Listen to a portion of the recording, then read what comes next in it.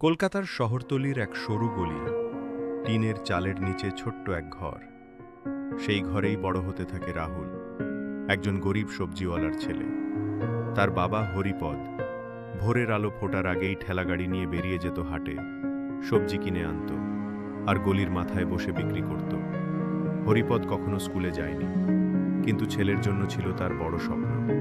প্রায়ই বলতো, দেখিস রে রাহুল, তুই পড়াশোনা করবি, অনেক বড় হবি, আমার মতো ঠেলাগাড়ি ঠেলতে হবে না তোকে।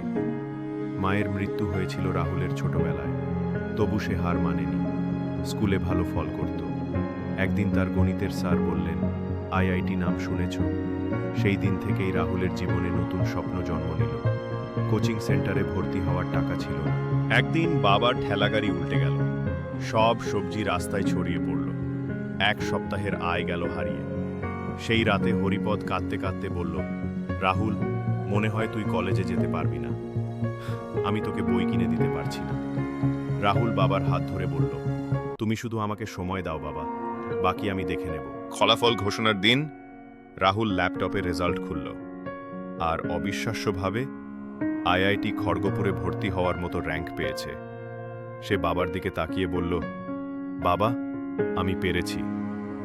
হরিপদ ছেলেকে জড়িয়ে ধরে কেঁদে ফেলল, চোখে জল, মুখে হাসি। গলির ল্যাম্প পোস্টের নিচে যে ছেলে পড়েছিল, আজ সে আইআইটি এর ছাত্র। এই গল্প প্রমাণ করে, স্বপ্নের দাম টাকা দিয়ে মাপা যায় না, ইচ্ছাশক্তি আর